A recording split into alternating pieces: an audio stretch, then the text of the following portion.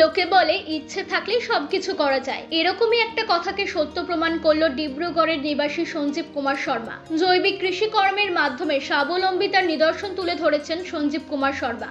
অনেক বেকারদের পথপ্রদর্শক মটগ্রামের সঞ্জীব কুমার শর্মা জৈবিক কৃষি কর্মের মাধ্যমে স্বাবলম্বিতার নিদর্শন তুলে ধরেছেন ডিব্রুগড় জেলার বড়বড়ুয়ার উন্নয়ন খণ্ডের মটগ্রামের সঞ্জীব কুমার শর্মা। প্রায় 10 বিঘা মাটিতে জৈবিকভাবে 56 রকমের শাকসবজি এবং ফলমূলের খেতি করে নিজের সঙ্গে অনেক বেকারদের স্বাবলম্বী হওয়ার পথ প্রদর্শন করেছেন সঞ্জীব কুমার শর্মা। কৃষি কর্ম এবং অধ্যয়নের সমন্বয় মানববক্তিতার অটুট রাখা সঞ্জীব কুমার শর্মা 1981 সাল থেকে 1988 সাল পর্যন্ত ডিব্রুগড় সমবায় সমিতির সহকারী গণিত অধ্যাপক হিসেবে ডিব্রুগড় বিশ্ববিদ্যালয়ে যোগদান করেছিলেন। সঞ্জীব কুমার শর্মা 2020 সালের বিশ্ববিদ্যালয় থেকে অবসর গ্রহণ করেন। সঞ্জীব কুমার শর্মা জৈবিক উৎপাদিত শাকসবজি এবং ফলমূল সমেত ডিব্রুগড়ের বিভিন্ন বাজারে সমাদর লাভ করতে সক্ষম হয়েছিলেন। উল্লেখযোগ্য যে সম্প্রতি হাজার হাজার বেকারদের চাকরির আশায় বহিরাজ্যে যেতে হয়, তাই তিনি ঠিক করেছেন বেকার যুবকরা কৃষির প্রতি যদি আকৃষ্ট হয় তাহলে নিজের জায়গাতেই কর্মরত হতে পারবেন। তাই তিনি কৃষির প্রতি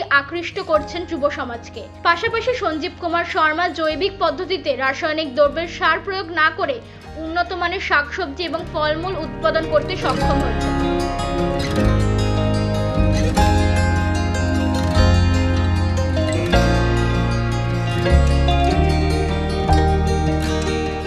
গুয়াহাটি থেকে স্বপ্না দত্তের রিপোর্ট, U Bangla TV. U Bangla TV হৃদয় ছুঁয়ে যায়।